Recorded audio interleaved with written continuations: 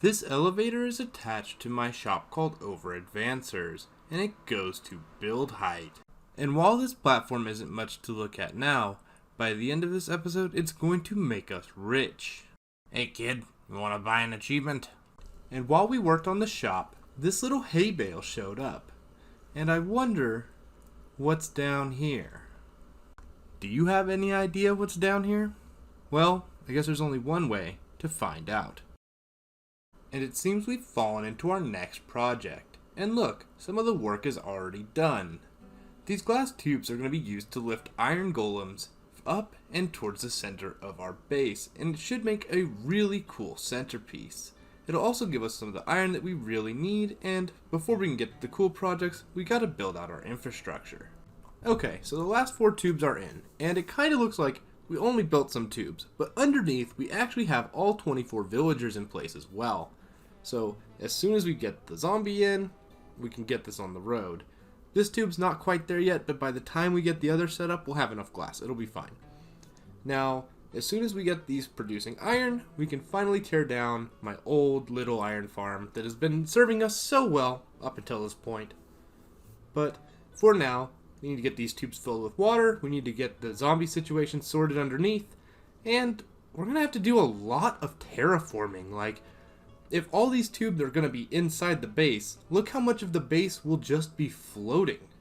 So let's get to it. We've got a lot of work to do. I hope you will continue to join me on this adventure. Step 1, we've laid out some dirt just to show where the level surface will be, and then we'll slope either down or up or whatever seems appropriate for our terraforming work. One problem, however, is our house is in the way of the terraforming. So the house has to go. It's only been here for 1 episode, and already we must say goodbye. I think what we'll do is just move everything into the mountain. We'll dig out like a little hole there, and I guess we're just going to be dwarves for a little while. It won't be too long, I promise. We're just going to tear this down for now, and then we'll eventually be living in the lap of luxury. Well, hey, Betty, I've come to buy. It's okay. Okay, so I know we said we're going to save our money, but I realized that you got to spend money to make money. And it's really hard to make money when your belly's hungry. I'm almost out of golden carrots. I don't have my cow farm set up. We're going to just buy some golden carrots. They're pretty cheap. Alright, and we have a little bit more maintenance to do in the shopping district. I don't have Advancers ready yet. Not yet. Almost.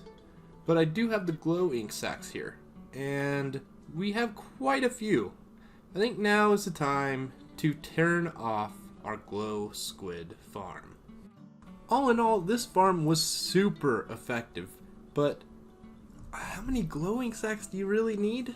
And, you know, it's running all the time while I'm working at the base, so let's just turn it off for now, and if we need more, it won't take long to turn it back on. Just knock out these torches. And since the farm is going to be turned off, we might as well go ahead and break out all of this redstone, and the hoppers as well. This will help prevent some lag issues, and it's basically pinching pennies when it comes to lag, but this base is going to be really laggy, and we should save as much as we possibly can where we can. Back home, and the terraforming is looking great, but you can see why our house has to go. And this hole right behind the lava farm, this is home. This is where we'll be living for a while. I don't know how long. A while. And after just a little redecorating, this is what we got.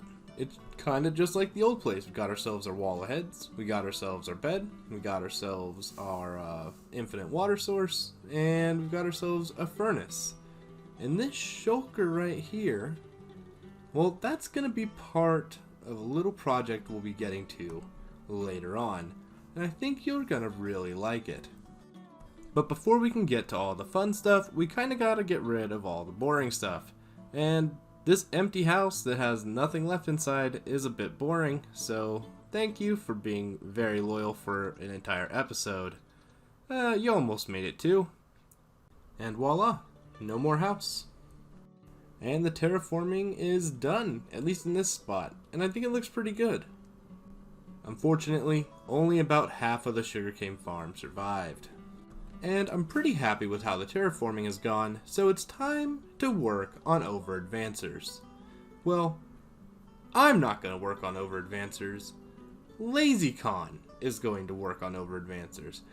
See, LazyCon has a service called Mob Movers, and I need a mob moved. Moved to the top of the elevator, in fact.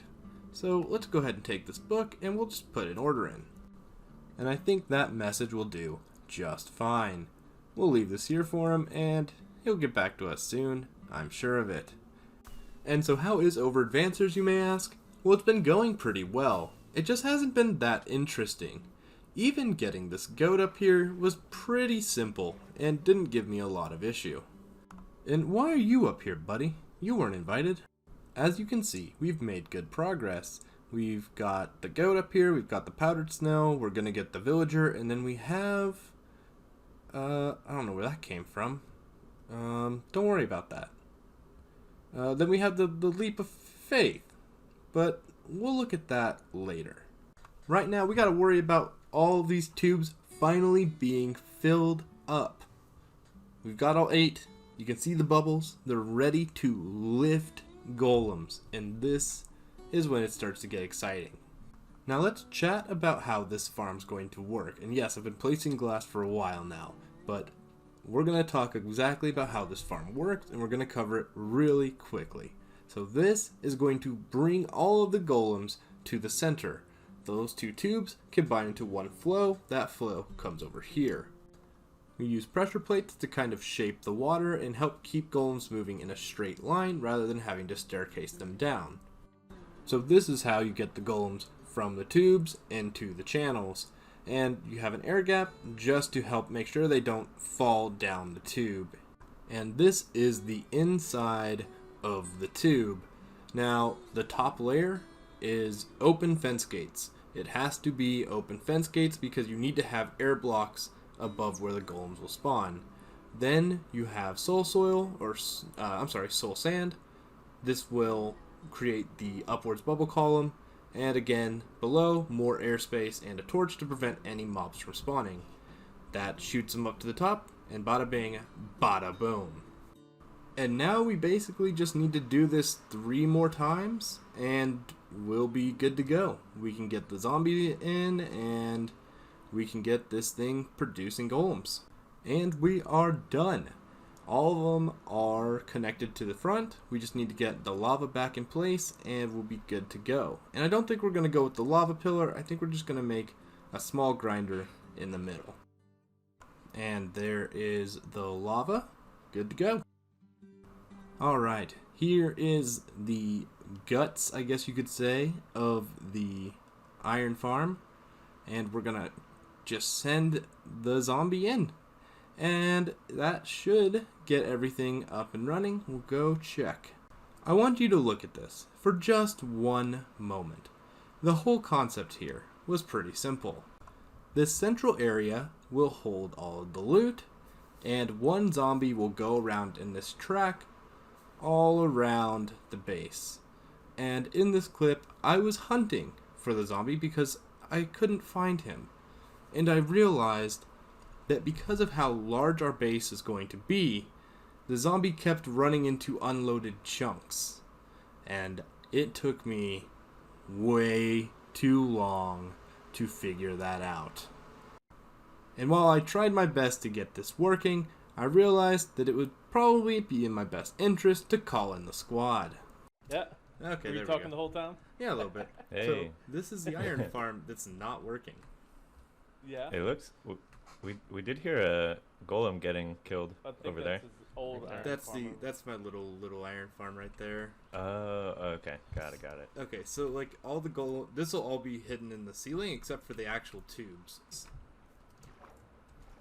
And they can still fit and spawn in this space. Pause. Hi, this is Waves from the future. Now, if you look right here, you'll see that there's no blocks here.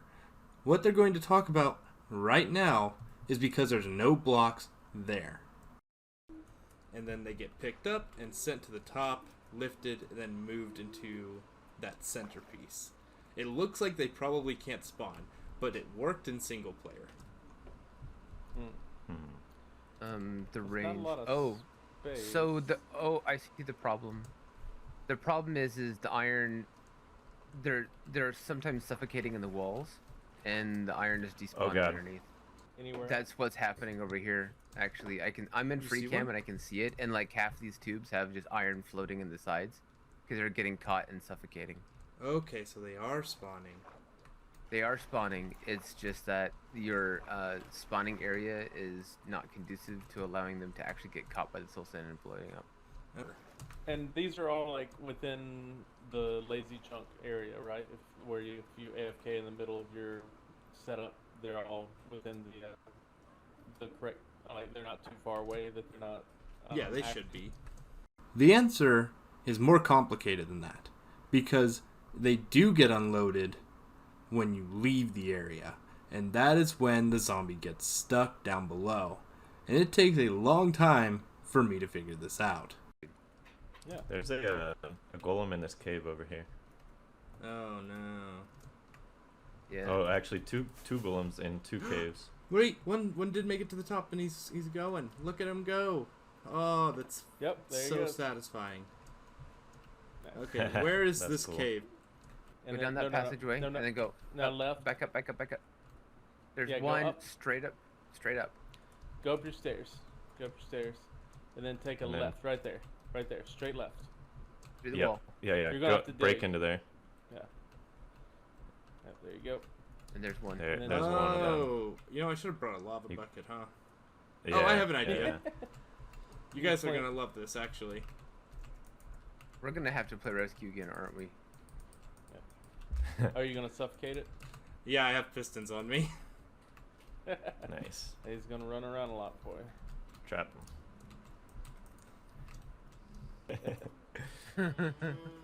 What? He does not want to be pushed. Regular, glowberries.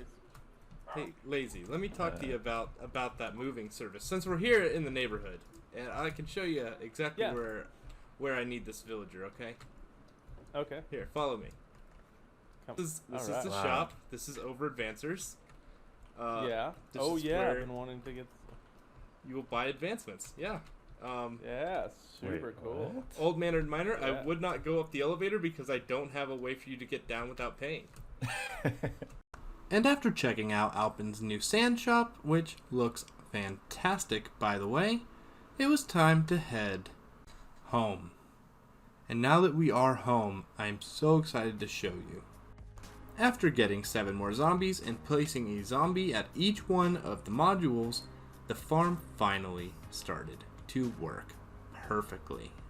Look at how many golems are in the tubes, are being spawned. It's working perfectly. And one of the best parts of this design is it gets the golems away from the villagers super quick, so they can reset their timer and start spawning another golem. So even though it can look like it's going to back up in the middle with how many golems are here, it never actually does. And this just makes such a cool centerpiece, and we're almost done with it. But we have that one little bit of pizzazz that we've been talking about from the very beginning. And I think it's time we got to it.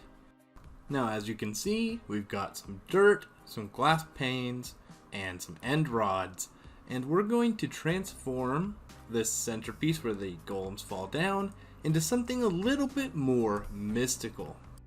And if you want to do this kind of an effect, it's pretty simple. Just place dirt blocks and attach glass panes, then take the dirt blocks away. I personally prefer to keep all my end rods in a vertical position, but maybe in the design you're using, a horizontal end rod will look better. That's up for you to decide. And even during the day, it still looks pretty cool. We need to fluff it out a little bit, add a little bit more density, but I like it so far. I do like it, and let's take a look at it at night. Look at that. It looks so good. And when we get the roof in here, we get the ceiling in, it'll keep it dark in here and kind of recessed lighting, so this will always pop and be a wonderful centerpiece for our base. And I guess that means we have just one thing left. Let's do a quick walkthrough of Over Advancers. This is what happens if you are a customer with Over Advancers. First, you will get your pair of souvenir shoes. We have alligators, we've got boots that were made for walking. All of them are pretty fun. And you will then take your shoes and walk across the powdered snow. Next, thanks to LazyCon, you will come up here, grab some iron or some emeralds, and do a trade with the weaponsmith. Go ahead and keep whatever you decide to purchase. Next, we have our friend the goat. We need to have a name for him, but you'll hop in his boat and you'll get an achievement. And now, the main attraction. Carefully, very carefully, take the plunge to the depths below. And this is the conclusion to the Caves and Cliffs achievement. Now, I wanted to make sure people really got their money's worth, so we're going to give them both a free prize ticket and a flight deck pass. First, the prize ticket. Here are the ones that I still have left. I took Old Mannered Miner through the entire experience, and I forgot to hit record, so we don't have it. But I'll show you the metallic ticket, for example. This wins you 64 iron blocks. All you have to do is let me know, and I will trade you that ticket for the 64 iron blocks. And a couple of these are a bit more valuable than others, but you'll have to ask your favorite autocrafters, other than me, to take a trip through it and see what they get. We also have the flight deck pass, which basically says, go up the elevator, use it as an elytra stand, and just save yourself a few rockets. And just to make sure, I want to make sure before people leave that they collect one from each. And now we have just one more adventure before we say goodbye.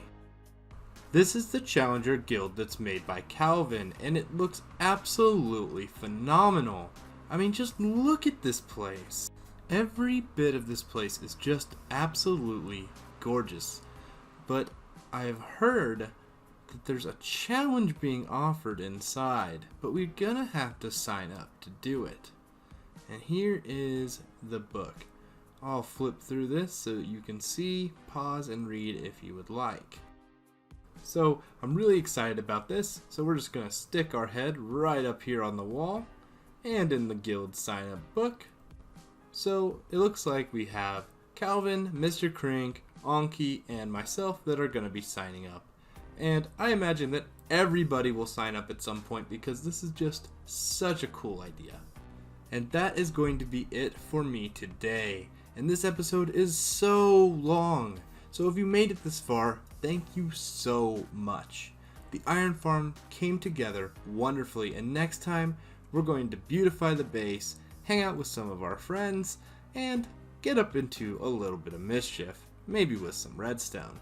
But until then, thank you so much for watching. Make sure that you hug someone you love today, and take care.